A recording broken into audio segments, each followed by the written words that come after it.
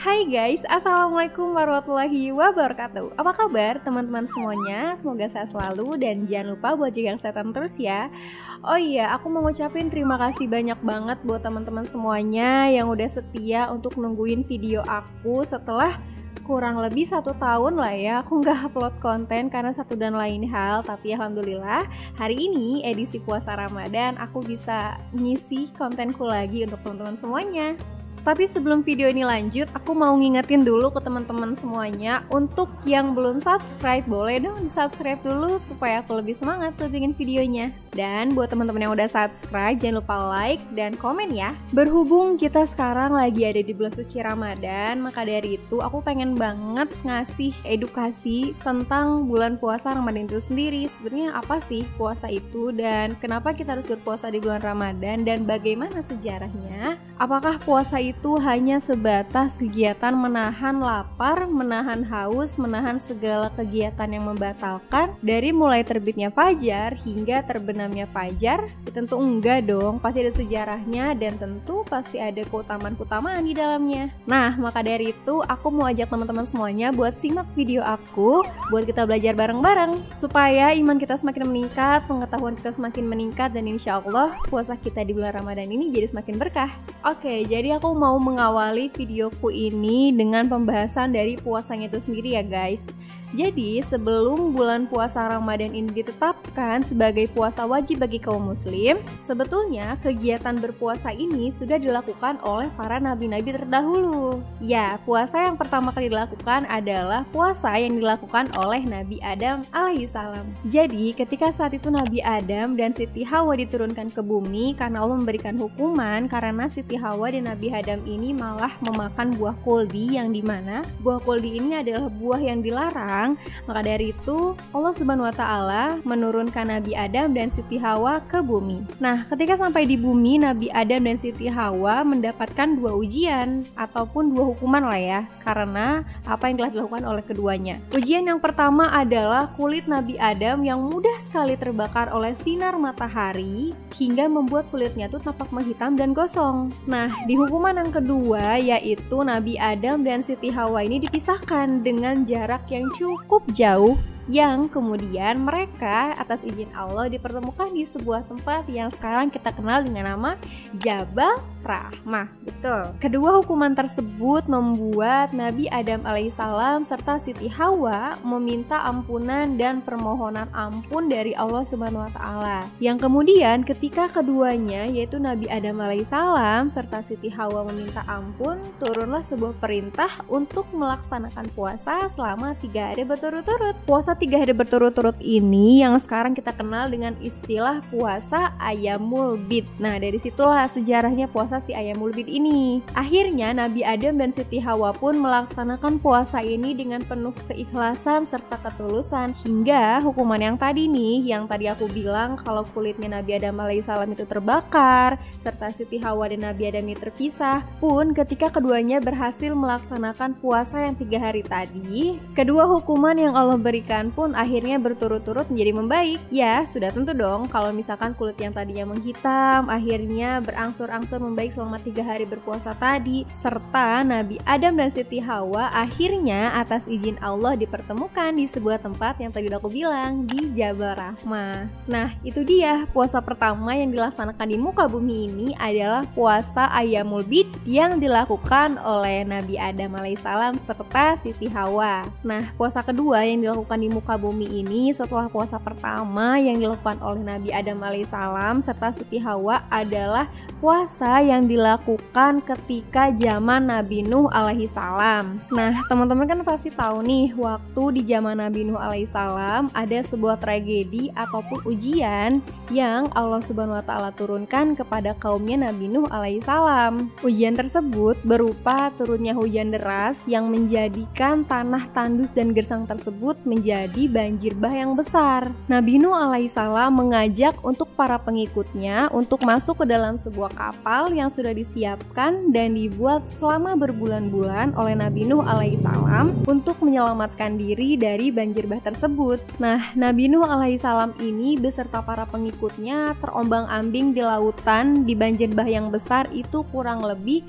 10 bulan, yang kemudian mereka ini berlabuh di sebuah tempat yang tempat tersebut bernama Gunung Jubdi di Armenia. Nah, jadi di mana nih letak puasanya? Nah, jadi letak puasanya itu adalah ketika mereka, yaitu Nabi Nuh serta para pengikutnya terombang-ambing selama 10 bulan di lautan yang luas dan di banjir bah tersebut, Nabi Nuh memerintahkan para pengikutnya untuk berpuasa. Puasa tersebut dilakukan selama 10 bulan, yang dimana para pengikutnya Nabi Nuh ini nggak cuma manusia aja, tapi ada juga hewan-hewan yang di dalamnya. Nah, kenapa nih Nabi Nuh mengajak untuk para pengikutnya melaksanakan puasa selama 10 bulan tadi? Karena sebagai rasa syukur kepada Allah Subhanahu wa Ta'ala atas pertolongannya menyelamatkan mereka dari bahaya banjir bah. Nah, itu dia cerita dari puasa yang dilakukan oleh Nabi Nuh serta kaumnya ataupun para pengikutnya, yang dimana puasa ini adalah puasa kedua yang dilakukan di muka bumi ini setelah puasa yang dilakukan oleh Nabi Adam alaihissalam.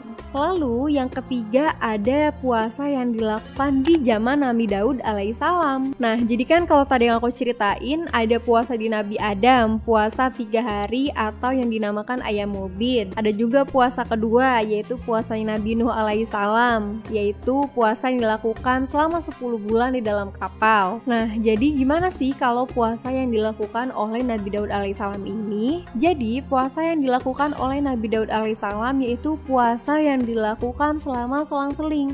Jadi sehari puasa, sehari enggak, besoknya puasa, besoknya enggak lagi. Maka puasa Daud ini biasanya dilakukan sebagai bentuk ikhtiar oleh umat kaum muslim sebagai jalan untuk meminta hajat. Nah, Nabi Daud alaihissalam ini melaksanakan puasanya yang selang-seling tadi itu tuh dengan tujuan untuk meningkatkan keimanannya kepada Allah Subhanahu wa Ta'ala. Kita lanjut ke puasa keempat yang dilakukan di muka bumi ini, yaitu ada puasa yang dilaksanakan oleh Nabi Musa alaihissalam. Jadi ceritanya, teman-teman pasti udah tahu kan yang waktu peristiwa Nabi Musa alaihissalam ini serta para pengikutnya dikejar-kejar oleh Raja Ramses II ataupun Raja Fir'aun yang kita kenal sampai sekarang. Ketika saat itu Nabi Musa alaihissalam beserta para pengikutnya pun kebingungan untuk bagaimana caranya bisa menyeberangi Laut Merah. Saat itu Allah Subhanahu wa Ta'ala menurunkan perintah kepada Nabi Musa alaihissalam untuk menghentakkan tongkatnya, sehingga dari hentakan tongkat tersebut Laut Merah yang tadinya bingung nih bagaimana mau menyeberang,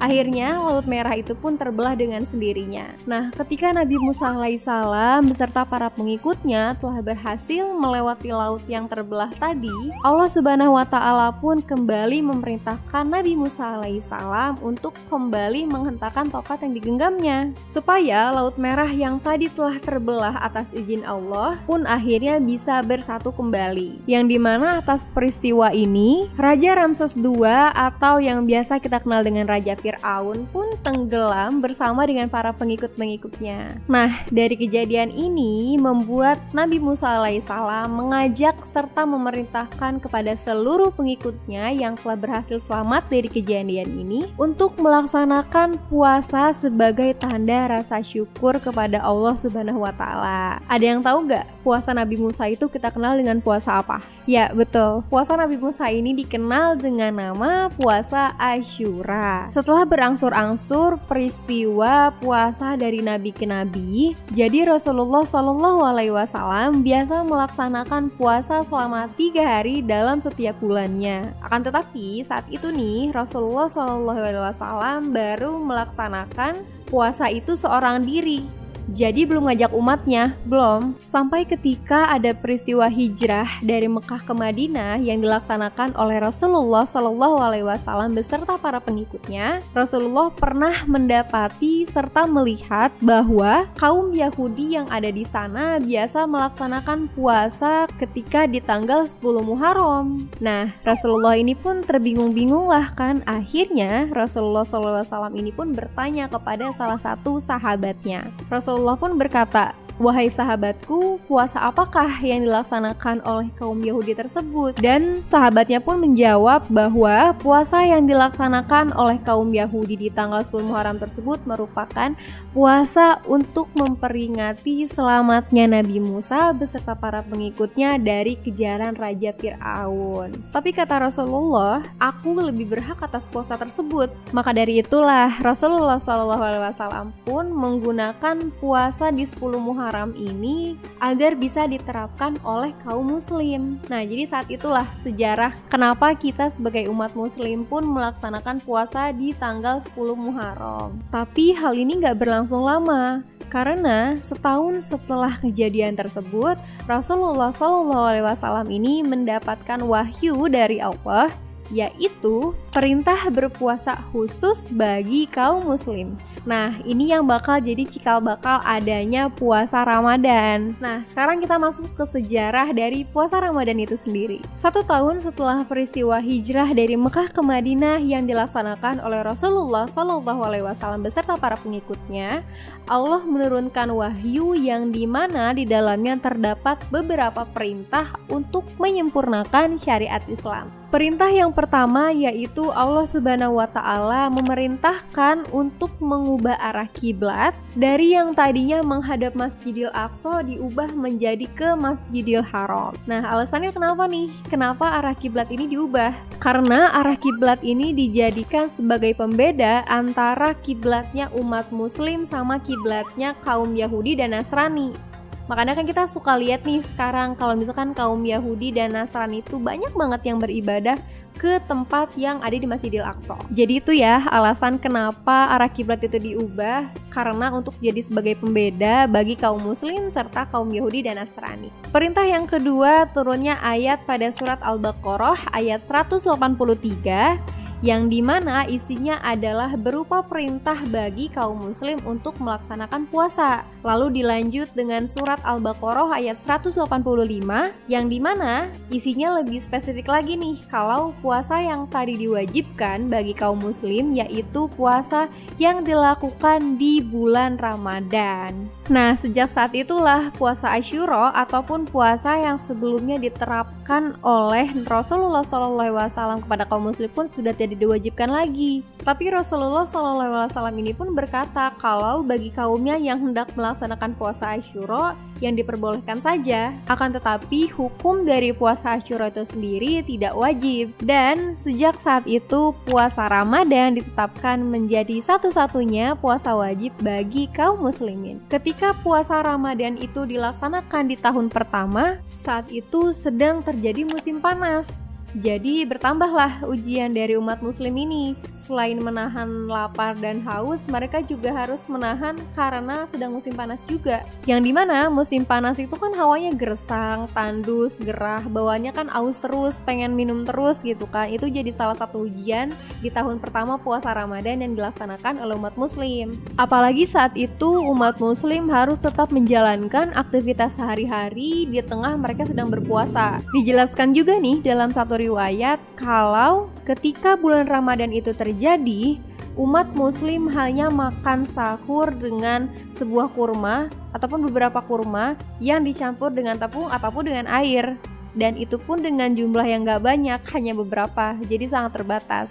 Gak sampai itu aja ujian yang Allah Subhanahu wa Ta'ala kasih kepada kaum muslim yang sedang berpuasa Ramadan. Jadi tepat pada tanggal 17 Ramadan, Rasulullah SAW mengajak ke para pengikutnya kepada kaum muslim untuk melakukan perang Badar. Nah, di sini ada yang tahu nggak perang Badar itu perang apa? Ya, perang Badar itu adalah perang yang dilaksanakan pada tanggal 17 Ramadan untuk memerangi kaum kafir Quraisy.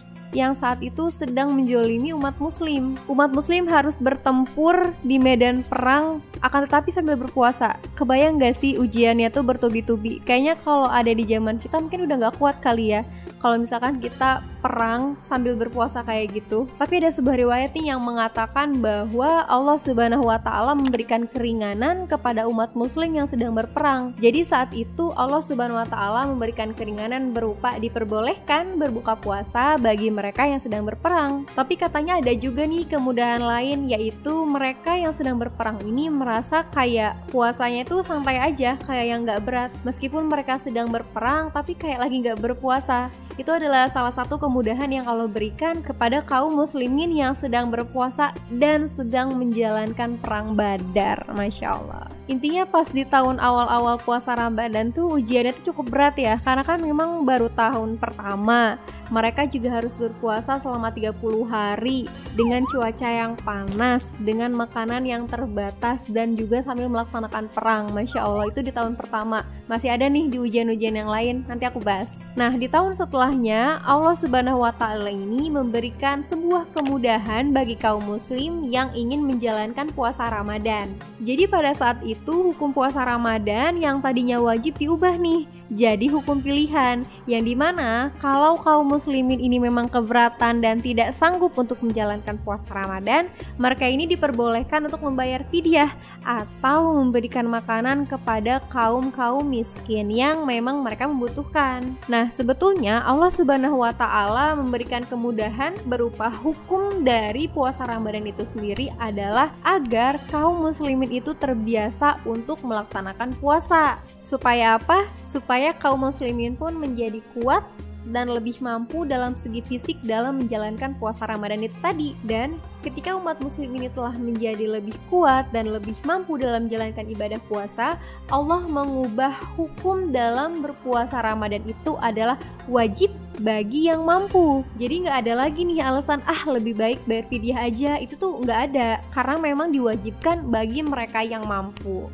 Nah, salah satu sahabat Rasulullah Shallallahu Alaihi Wasallam pun pernah bertanya nih sama Rasulullah Shallallahu Alaihi Wasallam, "Ya Rasulullah, wahai sahabatku, bagaimana kalau misalkan aku sedang sakit?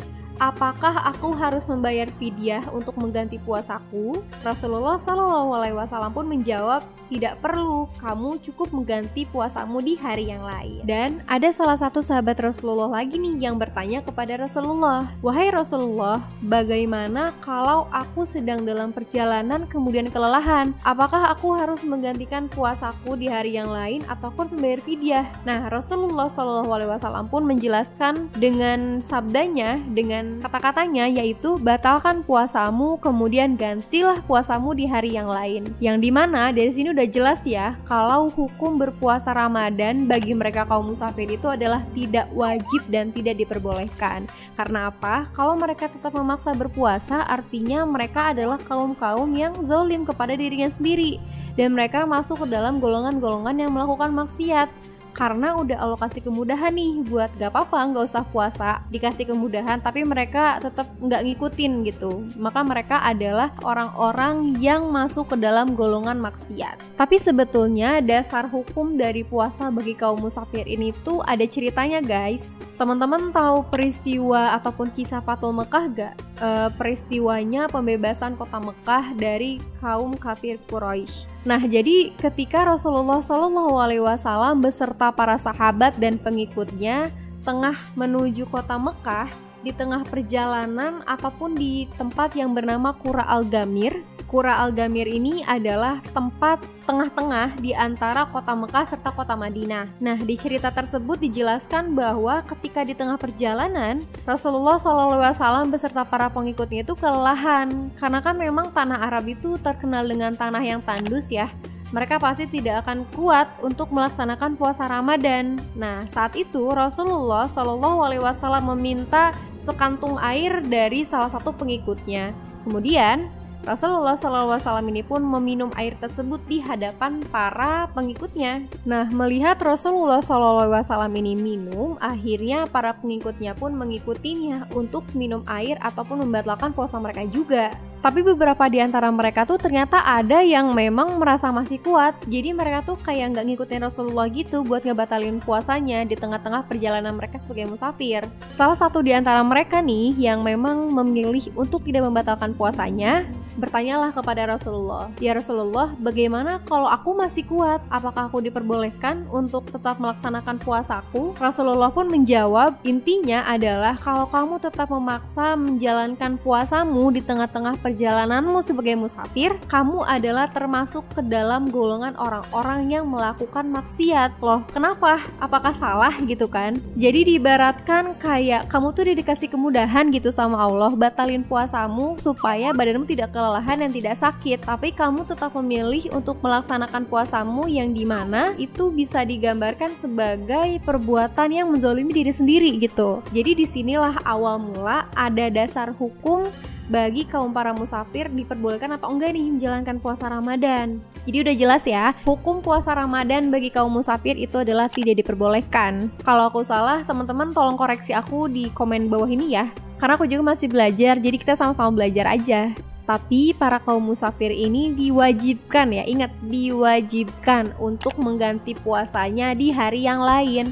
Kalaupun ya memang bukan di bulan Ramadan juga nggak apa-apa, yang penting hutang puasanya itu diganti dulu gitu. Nah terus gimana nih hukum membayar fidyah yang tadinya menjadi sebuah pilihan bagi mereka yang nggak melaksanakan puasa Ramadan? Jadi guys, fidyah ini tuh tetap diadakan, tapi memang tidak sebebas dulu. Jadi masuknya itu bukan lagi ke dalam pilihan antara fidyah atau melaksanakan puasa, tapi fidyah ini adalah bisa dikatakan sebagai pengganti kali ya, pengganti bagi mereka yang memang untuk menggantinya pun nggak bisa gitu. Nah biasanya golongan ibu hamil, karena kan ibu hamil itu hamil dalam jangka waktu 9 bulan, jadi mereka tidak mungkin untuk menggantikan puasanya. Selain ibu hamil, golongan yang wajib membayar fidyah adalah kaum lansia yang sudah tua dan tidak mampu untuk melaksanakan puasa karena sakit atau memang keterbatasan fisik juga. Dan masih golongan-golongan lain yang diwajibkan untuk membayar fidyah. Jadi intinya bayar fidyah itu adalah wajib bagi mereka yang tidak bisa menjalankan puasa Ramadan dan tidak bisa mengganti puasa Ramadan itu sendiri di hari yang lain. Jadi nggak sebebas dulu ya guys. Kalau dulu kan tadi aku bilang kalau bayar fidyah itu adalah pilihan antara melaksanakan puasa Ramadan atau membayar fidyah, tapi emang udah nggak sebebas dulu guys. Jadi untuk kalian yang masuk ke dalam golongan mampu untuk melaksanakan puasa, tolong ya puasa Ramadannya jangan bolong-bolong. Oke, kita lanjut ya guys. Jadi setelah hukum puasa itu diubah menjadi wajib kembali, ujian setelahnya itu adalah umat muslim ini tidak mampu untuk melaksanakan puasa. Loh, kenapa? Ya karena saat itu waktu untuk berpuasa itu sendiri itu adalah selama 24 jam. Jadi umat muslim hanya diperbolehkan untuk makan dan minum ketika azan isya berkumandang. Jadi bisa dibilang nggak ada sahurnya gitu ya. Dan waktu untuk mereka makan minum pun terbatas gitu. Mereka hanya punya waktu selama azan isya berkumandang, mereka makan minum. Setelah azan isya selesai dikumandangkan ya mereka berpuasa lagi. Jadi kayak sangat berat gitu, apalagi dilaksanakan selama 30 hari berturut-turut. Tapi ada sebuah cerita yang diceritakan tentang seorang tukang kebun kurma dari kaum Bani Ansor yang bernama Qais bin Sirmah yang tetap melaksanakan tanggung jawabnya sebagai tukang kebun meskipun ia tengah berpuasa. Tapi saat itu waktu untuk berpuasa masih ketika pas azan isya ya guys. Jadi setelah azan isya selesai dikumandangkan ya mereka harus berpuasa lagi. Nah pada suatu hari Qais bin Sirmah ini tuh merasa kalau pekerjaannya di hari itu tuh lebih berat dari biasanya. Yang sudah pasti dong kalau itu sangat menguras tenaga dan fisiknya. Setibanya di rumah, Qais bin Sirmah ini pun kaget karena udah waktunya berbuka puasa tapi dia tidak mendapati makanan apapun yang ada di tudung sajinya.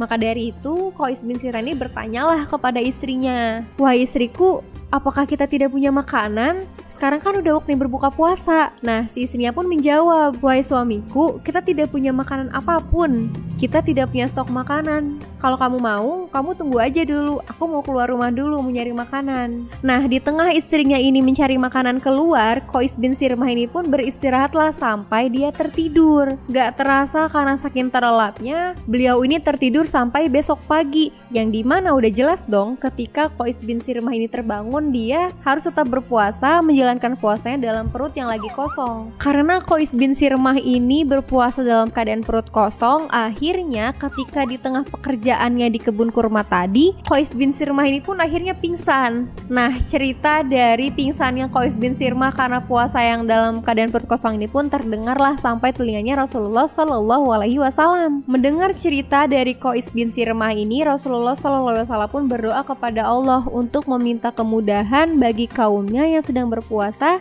meskipun dalam keadaan sedang bekerja. Akhirnya Allah Subhanahu wa Ta'ala pun menurunkan wahyu pada surat Al-Baqarah ayat 187, yaitu minumlah hingga terang bagimu benang putih hingga benang hitam, yaitu fajar. Atau istilahnya itu adalah benang putih ini adalah pagi hari, yaitu waktu ketika subuh, dan benang fajar itu adalah ketika malam. Dan diperbolehkan untuk para suami mencampuri istrinya setelah waktu berbuka puasa sampai waktu sahur, yaitu waktu terbitnya matahari.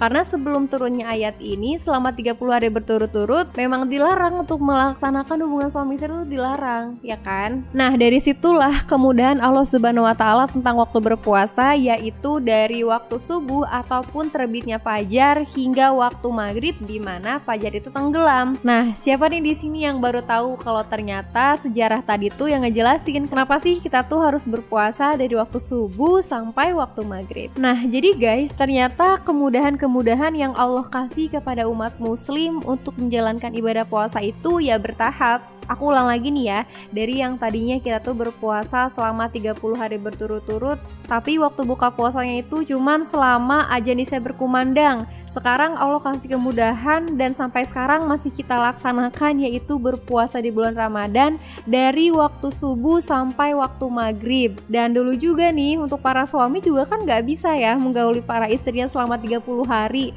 Tapi ternyata Allah memberikan kemudahan kalau para suami diperbolehkan menggauli istrinya dari waktu berbuka puasa sampai waktu sahur. Lalu kemudahan untuk diperbolehkan mengganti puasa di hari lain di luar bulan Ramadan kalau memang kondisi orang ini tidak mampu. Contoh para musafir, orang yang sedang sakit, ibu hamil, lansia. Kebayang gak sih kalau misalkan kita nggak punya kemudahan yang Allah kasih ini, mungkin umat muslim tuh nggak akan sanggup. Apalagi kalau kita lagi sedang di perjalanan, kelelahan, dan tetap memaksakan untuk berpuasa, mungkin kita bakal jatuh sakit. Yang jatuhnya tuh kita malah menzolimi diri kita sendiri. Nah, jadi tuh guys, sejarah singkat tentang awal mula puasa sampai adanya puasa Ramadan, dari zamannya Nabi Adam alaihissalam dan Siti Hawa sampai zamannya Rasulullah Shallallahu alaihi wasallam. Nah, biasanya kan kalau di bulan Ramadan itu kita punya satu sholat yang dimana biasa dilaksanakan khusus hanya di bulan Ramadan. Nah, aku mau bahas nih sejarah singkat dari sholat tarawih itu sendiri. Singkat aja sih sebetulnya sejarah yang bakal aku bawain tentang sholat tarawih ini, sedikit aja. Tapi kalau misalkan teman-teman pengen aku ceritain sejarahnya lebih lengkap, teman-teman boleh dong komen di bawah, nanti aku bawain di video selanjutnya. Jadi ini posisinya masih di tahun pertama Ramadan ya guys, masih awal-awal bulan puasa Ramadan itu diterapkan. Nah, jadi saat itu di tanggal 23 Ramadan, masih di tahun pertama bulan puasa Ramadan itu diterapkan, Rasulullah Shallallahu alaihi wasallam pun melaksanakan sholat malam setelah sholat isya, tempatnya itu di Masjid Nabawi. Saat itu para sahabat yang melihat Rasulullah sholat pun, meskipun sahabat ini belum pada tahu kan kalau Rasulullah itu sholat apa, mereka pun akhirnya mengambil posisi yang sama untuk menjadi makmum sholat dalam sholatnya Rasulullah tersebut. Akan tetapi nih, sampai pada akhirnya sholat yang dijalankan oleh Rasulullah Shallallahu alaihi wasallam itu pun selesai, dan sampai besoknya lagi, tapi Rasulullah nggak ngasih penjelasan nih, itu tuh sholat apa sih yang dijalanin sama beliau gitu, dan yang diikuti oleh beberapa para sahabatnya yang memang saat itu ada di tempat itu. Meskipun Rasulullah Shallallahu alaihi wasallam ini pun melihat kalau ketika beliau ini sholat ada beberapa makmum yang mengikuti, Rasulullah pun tidak melarang dan tidak mengajak juga. Jadi kayak sahabat tuh pada bingung gitu, sebenarnya sholat apa sih? Tapi saat itu sahabat Rasulullah itu masih menganggap kalau Rasulullah Shallallahu alaihi wasallam ini hanya melaksanakan sholat malam. Kemudian 2 hari setelahnya, yaitu di tanggal 25, di tanggal 27, Rasulullah Shallallahu alaihi wasallam pun melaksanakan sholat malam yang tadi lagi. Akan tetapi saat ini jumlah jamaahnya tuh semakin banyak, karena kan udah ada desas-desus nih kalau Rasulullah itu di tanggal 23 Ramadan melaksanakan sholat malam. Udah pasti dong kalau kabar ini pun didengar oleh para sahabatnya yang juga ingin melaksanakan sholat yang sama. Nah, setelah dilaksanakan sholat malam di tanggal 23, 25, dan 27 Ramadan, para sahabat Rasul pun berpikir, oh mungkin sholat ini adalah sholat di bulan Ramadan Ramadan yang biasa dilakukannya itu di tanggal-tanggal ganjil. Nah, kemudian di tanggal 29 Ramadan yang dimana tetap di malam ganjil, di tanggal ganjil, para sahabat Rasulullah Shallallahu Alaihi Wasallam beserta para pengikutnya pun menunggu Rasulullah Shallallahu Alaihi Wasallam untuk datang ke Masjid Nabawi untuk melaksanakan sholat yang sama. Akan tetapi nih, kok ditunggu-tunggu Rasulullah nggak datang juga. Sampai akhirnya waktu subuh datang dan Rasulullah Shallallahu Alaihi Wasallam itu datang ketika waktu sholat subuh. Nah, bertanyalah salah satu sahabat Rasul ini kepada beliau, "Ya Rasulullah, kenapa engkau semalam tidak datang? Padahal kami sudah menunggumu untuk menjalankan sholat malam bersama." Lalu kemudian Rasulullah Shallallahu Alaihi Wasallam pun menjawab, "Aku nggak datang karena aku khawatir. Aku khawatir kalau sholat tarawih ini diwajibkan bagi kalian semua. Maka dari itu aku sholat tarawih tanpa diikuti oleh banyak makmum." Sejak saat itulah mereka melaksanakan sholat tarawih di bulan Ramadan secara munfarid atau secara sendiri-sendiri. Tapi ada juga kok beberapa dari mereka yang melaksanakan sholat tarawih ini berjamaah namun dalam jumlah yang kecil. Contoh misalkan satu imam 2 makmum, satu imam 3 makmum. Hal ini terus berlanjut sampai pada akhirnya Rasulullah Shallallahu Alaihi Wasallam pun wafat. Nah, jadi ketika Rasulullah wafat itu posisi ataupun kondisi sholat tarawih itu masih belum diwajibkan untuk berjamaah dalam jumlah yang banyak ya. Jadi masih dalam keadaan munfarid ataupun sholat sendiri-sendiri ataupun tetap berjamaah tapi dalam jumlah yang kecil. Yang tadi aku bilang satu imam 2 makmum, satu imam 3 makmum. Jadi dalam jumlah yang cukup kecil. Lalu dilanjutkan ketika kepemimpinan umat muslim dipimpin oleh Khalifah Umar bin Khattab, yang dimana pada saat itu Umar ini sering melihat kalau kaum muslim ini sholat tarawih di Masjid Nabawi dalam keadaan yang terpisah-pisah. Ada di sebelah sini, ada yang di sebelah sini, ada yang sebelah sini, sebelah sini, sebelah sini, dan dengan imam yang berbeda-beda. Nah, menurut Umar bin Khattab hal ini dipandang tidak indah. Akhirnya Khalifah Umar bin Khattab pun memutuskan untuk melaksanakan tarawih itu secara berbarengan dan hanya dipimpin oleh satu imam saja. Nah, dari situlah akhirnya secara berangsur-angsur dari tahun ke tahun sejarahnya sholat tarawih itu dilaksanakan secara berjamaah di masjid dan hanya dipimpin oleh satu imam. Nah, jadi itu ya guys sejarah singkat tentang sholat tarawih. Sebenarnya masih banyak sejarah yang lain yang lebih lengkap, tapi yang tadi aku bilang kalau teman-teman mau aku ngejelasin dengan sejarah yang lebih lengkap, boleh ya komen di bawah. Nanti aku bikin di video selanjutnya. Nah, jadi itu dia guys sejarah dari puasa Ramadan dan sholat tarawih yang menurut aku Masya Allah banget. Dari setiap sejarahnya itu ada banyak banget hikmah dan pelajaran yang bisa kita ambil bareng-bareng. Mudah-mudahan video ini bermanfaat buat teman-teman semuanya yang belum tahu jadi tahu, yang mungkin udah tahu jadi makin tahu. Teman-teman, aku disclaimer dulu ya, aku tadi lupa nyampein kalau materi ataupun pembahasan yang aku bawa di video kali ini itu aku ambil dari beberapa sumber ya, yang ada di YouTube, yang ada di Google, dan hasil diskusi aku juga sama beberapa teman aku. Nah, sebelum video ini ditutup, aku mau ngingetin nih buat teman-teman semuanya, buat kalian yang belum subscribe, please subscribe dulu, karena satu subscribe dari kalian tuh berharga banget buat aku. Dan buat kalian nih yang udah subscribe, please dong like, komen, dan klik tombol loncengnya supaya nggak ketinggalan kalau aku upload. Insya Allah untuk kedepannya aku bakal konsisten upload di setiap hari Senin ya, meskipun seminggu sekali, tapi mudah-mudahan konsisten dan akunya juga nggak males-males. Oh ya teman-teman, aku mau ngingetin juga kalau misalkan ada pembawaan yang salah, ada materi yang salah, yang keliru ataupun kurang tepat, teman-teman boleh ya kita diskusi bareng di kolom komentar di bawah. Karena pada dasarnya kesempurnaan itu hanya milik Allah dan aku juga masih belajar, kita bisa belajar bareng ya. Aku tutup dulu video ini, sampai ketemu di video selanjutnya. See you next video. Wassalamualaikum warahmatullahi wabarakatuh.